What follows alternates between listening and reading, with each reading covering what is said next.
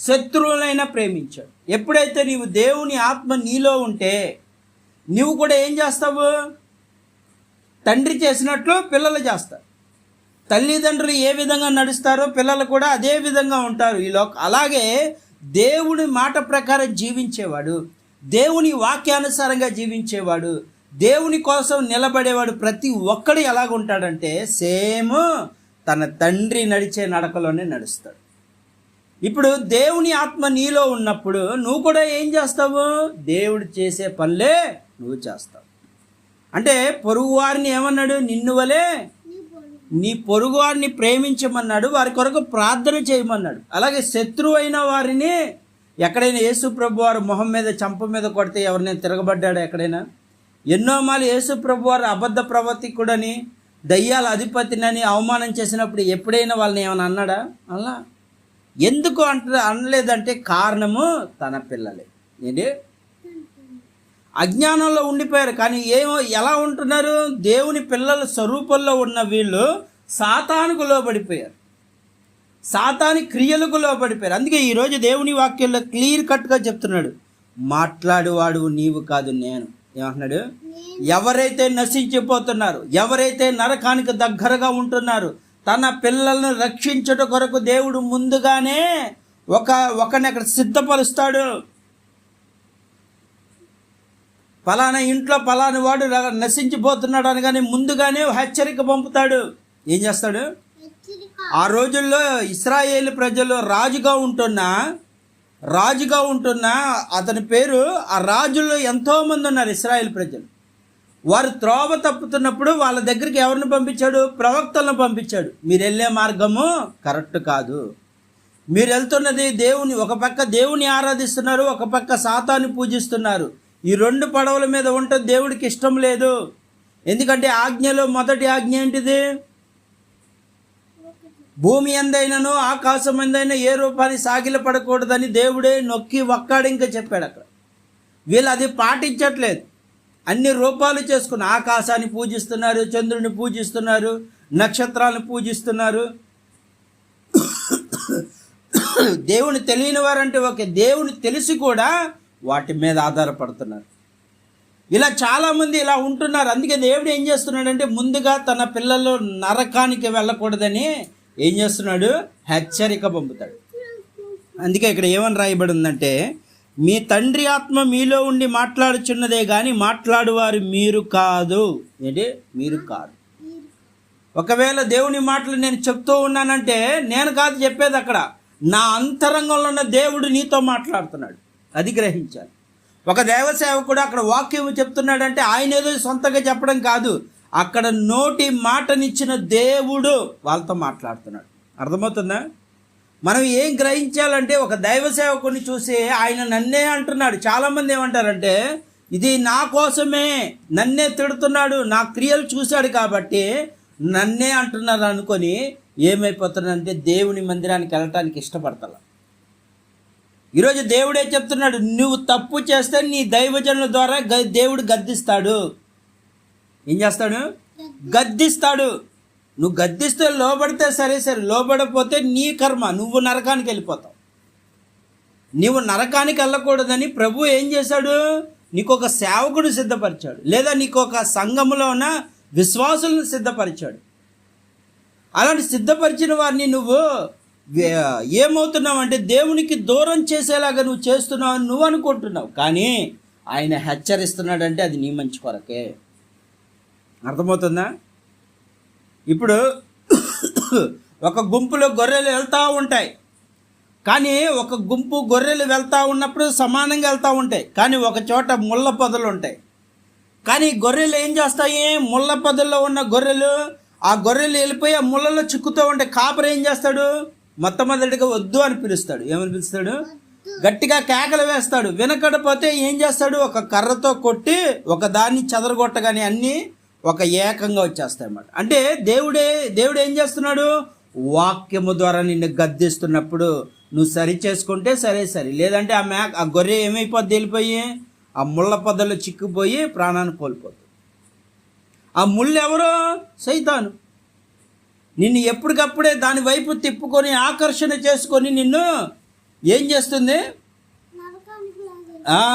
నిన్ను నరకానికి లాగేస్తుంది. ఈరోజు దేవుని వాక్యం సెలవిస్తుంది, మీ తండ్రి ఆత్మ మీలో ఉండి మాట్లాడుచున్నదే కానీ మాట్లాడువారు మీరు కాదు. అంటే ఎవరైతే దేవుని కోసం దేవుని మాటలు చెప్తున్నవారు వారందరూ ఎవరి పిల్లలు? దేవుడే వాళ్ళతో మాట్లాడుతున్నారు. చాలామంది ఏమంటారండి, వీళ్ళు సొంత మాటలు అంటారు. ఏదో వీళ్ళు కూర్చొని ఇలా వాక్యాన్ని యూట్యూబ్లో అలా పెట్టుకోవడానికి సొంత మాటలు మాట్లాడుతున్నారు అంటారు. ఈ నోటి మాట ఇచ్చిందే దేవుడు, ఈ నోటిలో ఉన్న స్వరం ఇచ్చింది దేవుడు. ఈ స్వరాన్ని దేవుని కోసం వాడుతూ ఉంటే అనేక నిందలు వస్తాయి. ఇక్కడ అదే మాటలు కూడా రాయబడింది, సహోదరుని తండ్రి కుమారుని మరణానికి అప్పగించినట్లు పిల్లలు తండ్రుల మీద లేచి వారిని చంపేదారు. ఏం చేస్తారు? చంపేస్తున్నారు. ఈరోజు అదే జరుగుతుంది. దేవుని ఆత్మ నీలో పనిచేయకపోవడం ద్వారా నీ ఆత్మ ఏమైపోతుందంటే సాతాను చేతిలో చిక్కుపోతుంది. అందుకే నీ హృదయం కఠినమైపోతుంది. ఈరోజున తల్లిదండ్రులు పిల్లల్ని చంపేసుకున్నారు, పిల్లల తల్లిదండ్రులు చంపేస్తున్నారు. ఎందుకు జరుగుతుందంటే కారణం ఇదే, దేవుని మాట వినట్లేదు. వినకపోవడం కారణం ఏంటంటే వీళ్ళలో ఏం లేదు, దేవుని ఆత్మ లేదు. దేవుని ఆత్మ నీలో ఉంటే నువ్వు పనికిమాల చేష్టలు చేయవు. దేవుని ఆత్మ నీలో ఉంటే పాపాన్ని నువ్వు ద్వేషిస్తావు. దేవుని ఆత్మ నీలో ఉంటే దేవునికే నువ్వు దగ్గరగా ఉంటావు. దేవుడి ప్రార్థన అంటే విసుగుదలం ఉండదు. వాక్యం అంటే పరుగులు తీస్తావు. దేవుడి మందిరానికి పరుగునే వెళ్తావు. కానీ ఈరోజున ఏమవుతుందంటే సన్నగిల్లిపోతున్నారు. అంటే వీళ్ళ ఆత్మలు చల్లారిపోతున్నాయి. బాగా మొట్టమొదటిలో దేవుడిని నమ్ముకున్నప్పుడు అబ్బో ఏసయ్యా అని పరుగులు తీసేవారు. సేవకులకు ముందే దేవుని మందిరానికే వెళ్ళేవారు. అన్నీ బాగా ఉండేది. కానీ ఎప్పుడైతే వారు కొంతకాలం అయిన తర్వాత వారి ప్రార్థన ఎవరో అన్నారంట, ఏమని? నువ్వు పాటలు పాడతావు నాకు నచ్చలేదని. దేవుడు నోరారా దేవుని స్తుతించడానికి నీకు నోరిచ్చి నీకు ఒక తలాంతు ఇచ్చినప్పుడు అది దేవుని కోసం వాడబడ. ఎవరో అన్నారు, సంఘంలో ఎవరో అన్నారంట, పాట పాడతాం మానేశారు. ఎవరో దేవుని వాక్యం చెప్తా ఉంటే నువ్వెందుకు చెప్తున్నావు అని ఆపారంట, మళ్ళీ ఆ వాక్యం చెప్పడం మానేసింది. ఇలా వీళ్ళు ఏమైపోతున్నారు? ఎవరి కోసమో వెళ్తున్నట్టుంది. ఇక్కడ 2 చేతులు దేవుని వైపు చాచాలంటే ఎవరైనా చూస్తున్నారేమో. ఎవరి కోసం నువ్వు వెళ్ళేది? నీవు దేవుని కోసం వెళ్తున్నావు, అవసరము నీ కోసం వెళ్తున్నావు. మొట్టమొదటి నీకు దేవునికి అడ్డుగోడగా ఉన్నది దేని గురించి ఆలోచించొద్దు. నిన్ను చూసేది దేవుడు, వాళ్ళ కాదు. నిన్ను పోషించేది దేవుడు, వాళ్ళ కాదు. సంఘంలో ఎవరో పాట పాడొద్దన్నారని మానేయటం, నీ స్వరం బాగోలేదంటే మానేస్తావు, నా పాట వల్ల అందరూ డిస్టర్బ్. ఎందుకు? ఎవరు డిస్టర్బ్ అవుతాయి? నీకెందుకు? నీకు దేవుడిచ్చిన తలంపు నువ్వు వాడట్లా. అంటే కారణం నీలో ఏం లేదు, దేవుని ఆత్మ లేదు, దేవుడు అంటే భయం లేదు. అందుకే నీ ఇష్టానుసారంగా వెళ్తున్నావు మందిరానికి, ఇష్టానుసారంగా జీవిస్తున్నావు. అందుకే నీలో ఆత్మ పని చేయట్లేదు. ఈ రోజున పరిశుద్ధాత్మ దేవుడు చెప్తున్నాడు, అయ్యా ప్రార్థన చేసుకుందాం రండి అయ్యా అంటే ప్రార్థన అని సన్నగిల్లిపోతున్నారు. ఒకప్పుడు అమ్మో ప్రార్థన రండి చేసుకుందాం, కష్టాల్లో ఉన్నప్పుడేమో దేవుడు కావాలి, సంతోషంగా ఉన్నప్పుడైతే నీరసించిపోతారు. ఈరోజు దేవుడు అది మెచ్చడు. ఉంటే లేదు, చల్లగా ఉండు, నూనె వెచ్చని జీవితం జీవితం. కష్టాల్లోనే దేవుడికి ఆశ్రయిస్తారా? ఆనందంలో సంతోషంలో దేవుడికి చోటు ఇవ్వరా? ఈ రోజున ఎంతోమంది ఎన్నో వేదన, అసలు రోజు దేవుడు కాపాడుతూ ఉంటే నువ్వు రోజు దేవునికి కృతజ్ఞతలు చెల్లించలేకపోతున్నావు, దేవుని స్తుతించలేకపోతున్నావు, గంట దేవుడికి సమయాన్ని ఇవ్వలేకపోతున్నావు. నీ పిల్లల్ని కాపాడాలి, నీ భార్యని కాపాడాలి, అలాగే నీ బంధువుల్ని కాపాడాలి. వీళ్ళందరినీ నిత్యము ఆయన కాపాడుతూనే ఉన్నాడు. రోడ్డు ప్రయాణంలో కాపాడుతున్నాడు, ఎన్నో విధాలుగా ఎన్నో పురుగు పుట్రలు కరవకుండా రాత్రంతా కాపుదలిస్తున్నాడు. నిరంతరం ఆయన ఎన్ని చేసినా సరే, దేవా నువ్వు నాకు ఏం చేసావు? మంచి ఆరోగ్యం ఇచ్చాడు, బలాన్ని ఇస్తున్నాడు, శక్తినిస్తున్నాడు, చక్కటి కళ్ళు, నువ్వు చూడటానికి నడవడానికి చక్కటి కాళ్ళు అన్నీ నీకు సమకూర్చాడు. దేవా నువ్వు నాకేమిచ్చావు? ఈరోజు అదే స్థితికి వెళ్ళిపోతున్నావు అంటే కారణం నీలో ఏమి లేదు, ఆత్మ ఉంది. దేవుని ఆత్మ లేదు, సైతాన్ ఆత్మ ఉంది. సైతాన్ ఆత్మ నీలో ఉంటే సంతృప్తి ఉండదు. దేవుని ఆత్మ నీలో ఉంటే ఉన్న దాంతోనే సంతృప్తి పడతావు. సైతాను ఆశలు రేపుతూ ఉంటుంది. అవ్వాదాములు ఏదోను తోటలో ఉన్నప్పుడు ఆశను రేపడం మొదలుపెట్టింది. ఈ కాయ తింటే నిజంగా చచ్చిపోతావా? అదంతా అబద్ధము, నువ్వు దేవదూతం అయిపోతావు అనగానే వాళ్ళు ఏమైపోయారు? ఆశకు లోబడిపోయారు. ఈరోజున ఏమైపోతున్నారంటే ఉన్న దాంతో సంతృప్తి పడకుండా ఏదోనో తోటలో అవ్వాదములు దేవుడు 99 పళ్ళులు ఇచ్చి ఒక కాయ తినొద్దంటే వాళ్ళు ఆశపడ్డారు కాబట్టి వాళ్ళు ఏమైపోయారు? దేవుని సన్నిధానం నుంచి దూరం అయిపోయారు. నిత్య జీవ ఫలాలు తినాల్సిన వారు ఏమైనా మరణకరమైన ఫలాలు తింటూ బ్రతకాల్సిన పని ఏర్పడింది. కనీసం చెమట చుక్క కూడా తెలియని వాళ్ళకి భయంకరమైన చెమట చుక్కటితో కాదు రక్తము కూడా వాళ్ళకి తెలిసింది. అంటే ఇంతటి స్థితికి ఎందుకు వెళ్ళిపోయారంటే ఆశ. సాతాను ఏం చేసింది? వీళ్ళని లాగేసింది. ఈ రోజున ఆశల పాలైపోతున్నారు. దేవుడిచ్చిన దాంట్లో దేవుడు ఈరోజు నీకు 200 ఇచ్చాడు అనుకో, ఆ 200లతో సంతృప్తి పడతలా, దాని మీద ఇంకా ఎగస్ట్రా అప్పులు చేస్తున్నారు. అందుకే నువ్వు ఏమైపోతున్నావు అంటే అప్పులు పాలైపోతున్నావు. మళ్ళీ ఏమంటావు దేవుణ్ణి? అయ్యా నన్ను తలగా చేసావు, నన్ను తలగా చేయ్యా. నువ్వు అప్పులు చేయకుండా ఉంటే నువ్వు తలగానే ఉంటావు. దానికి దీనికి అప్పులు చేయటం, తినే తిండిలో విషయంలో అప్పులు చేయటం, లేదంటే అది చేయటం ఇది చేయటం. ఎందుకని నీకు ఉన్న దాంతో సంతృప్తి పడలేకపోతున్నావు? ఎందుకంటే నీలో దేవుని ఆత్మ లేదు. ఏం లేదు. అందుకే నువ్వేమైపోతున్నావు అంటే వాడి దగ్గర అప్పులు చేస్తున్నావు. ఆ అప్పులు తీర్చకుండా ఏం చేస్తున్నావు అంటే ఇంకోటి దగ్గర మోసం చేస్తున్నావు. అంటే ఈ నానాటికి నీ బ్రతుకు ఏమైపోతుందంటే దిగజారిపోతుంది, ఆత్మీయతలో దిగజారిపోతుంది. అలాగే లోకంలో పడిపోయి నీ యొక్క శరీరము నాశనం అయిపోతుంది. ఆలోచన ఏంటి? 50 లక్షలు అప్పు చేయాల్సిన ఏంటి నా పరిస్థితి? అవసరమైతే ఏం చేస్తుంది సాతాను? వెళ్ళి చచ్చిపో. ఏం చేస్తుంది?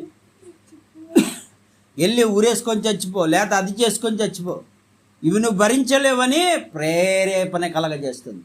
ఈ రాత్రి కాల సమయంలో పరిశుద్ధాత్మ దేవుడు యూట్యూబ్లో వాక్యం వింటున్న ప్రియ దేవుని బిడ్డ, దేవుడు ఒక్కడే చెప్తున్నాడు, దేవుని ఆత్మ నీలో ఉంటే సంతృప్తి ఉంటుంది. దేన్ని చూసినా నువ్వు ఆశపడవు. వెండి బంగారాలు చీరలు అయ్యి వాటి కోసం కాదు నువ్వు వెళ్ళాల్సింది. ఈ మాట షాలేమన్నా అన్నాడని చెప్పి ఎన్ని విధాలుగా సాతాను శోధించిందో యూట్యూబ్లో విన్నారు, అన్ని చోట్ల విన్నారు. నీ శరీర అలంకరణ కాదు దేవుడికి కావాల్సిన, నీ హృదయ అలంకరణ కావాలా, నీ మంచి గుణగణాలు కావాలి. ఆ మంచి గుణాలు ఎవరో ఇచ్చేవారు కాదు, దేవుని ఆత్మ నీలో ఉంటే పనిచేస్తాయి. ఏమంటే దేవుని ఆత్మ నీలో ఉంటే, దేవుని గురించి నువ్వు సువార్త ప్రకటిస్తూ ఉంటే, నా నీతిని నా రాజ్యాన్ని వెతుకుడి సమస్తం దేవుడే ఇస్తానని వాగ్దానం ఇస్తుంటే, నువ్వు లోకంలో వాటి ఆశల కోసం నువ్వేమైపోతున్నావు అంటే దేవుని విడిచిపెడుతున్నావు, దేవుని సన్నిధిని విడిచిపెడుతున్నావు, దేవుని మందిరానికి వెళ్ళే సమయాన్ని వృధా చేస్తున్నావు. అందుకే ఈ రోజు నీ జీవితం ఏమైపోతుందంటే నానాటికి పైకి ఎలా కనపడుతున్నావు అంటే హుందాతనంగా కనపడుతున్నావు, లోపల చితికిపోతున్నావు, నలిగిపోతున్నావు, చింత నలిగిపోతున్నావు. కారణం ఏంటంటే నీ మనసు దేవుని దగ్గర లేదు, నీ మనసు సాతాను చేతిలో ఉండిపోయింది, నీ ఆలోచనలు సాతాను యొక్క తలంపుల్లో ఉండిపోయినాయి. అందుకే నువ్వు ఏం చేస్తున్నావో ఏమి తెలియట. అందుకే ఏమంటున్నారంటే యేసుప్రభు వారు, తండ్రి వీరేమి చేయుచున్నారో వీరు ఎరుగురు, వీరిని క్షమించండి. యేసుప్రభు వారిని ఎన్నో మాట్లాడిన వారిని కూడా ఏం చేస్తున్నాడంటే క్షమించే గుణము దేవుడికి ఉంది. మరి దేవుని పిల్లగా నువ్వు ఉంటున్నా నీవు ఎందుకు క్షమించలేవు? నీ అన్నని ఎందుకు క్షమించలేవు? నీ చెల్లిని ఎందుకు క్షమించలేవు? నీ తల్లిని ఎందుకు క్షమించలేవు? నీ తండ్రిని ఎందుకు క్షమించలేవు? కారణం నీలో లేదు. ఏం లేదు? దేవుని ఆత్మ లేదు. దేవుని ఆత్మ, అందుకే ఆత్మ లేనివాడు నా వాడు కాదన్నాడు. నీలో దేవుని ఆత్మ ఉంటే, నీలో దేవుని యొక్క ఆత్మ నీలో నివసిస్తూ ఉంటే నువ్వు ఖచ్చితంగా దేవుడు చెప్పిన మార్గంలోనే నడుస్తావు. ఈరోజు నువ్వు నడవలేట్లేదంటే కారణము నువ్వు సైతానుకు లోబడిపోతావు. డిప్రెషన్కి లోనైపోతున్నావు. నీ చింత అంతా ఏమైపోతుంది? మూరడి చేసుకుంటున్నావంట. సమస్త జనులారా నా యొద్దకు రండి, మీ భారాన్ని నేను మోస్తానని దేవుడు చెప్తావంటే నీవు ఏం చేస్తున్నావు? సైతానే నువ్వు ఏ భారం ఏ ఎక్కలేదు, నువ్వే మోసుకో అంటున్నాడు. ఈరోజు నీ పరిస్థితి అలా దిగజారిపోతాం కారణము దేవుని యొక్క ఆత్మ నీలో పని చేయకపోవటం, సంతృప్తి లేని జీవితం. ఈరోజు దేవుడు చెప్తున్నాడు, దేవుని ఆత్మ నీకు కావాలంటే ఈ రాత్రి కన్నీరు కాచు. అయ్యా, ఈ లోకంలో ఉన్న సాతాను మాట విని విని విసికి వేజారిపోయాం. ఈ రాత్రి నీ కన్నీటితో నీ ప్రార్థనలు కడుగుతూ ఉండగా, మా కన్నీటి ద్వారా నువ్వు మమ్మల్ని క్షమించే దేవుడు కాబట్టి మమ్మల్ని క్షమించి సరిచే ప్రభువా అని నువ్వు కన్నీరు కార్చి దేవుణ్ణి అడిగితే ఈ రాత్రి దేవుని కనికరం నీ ముందుకు వస్తుంది. ఈ కొద్ది మాటలు దేవుడు దీవించుగాక.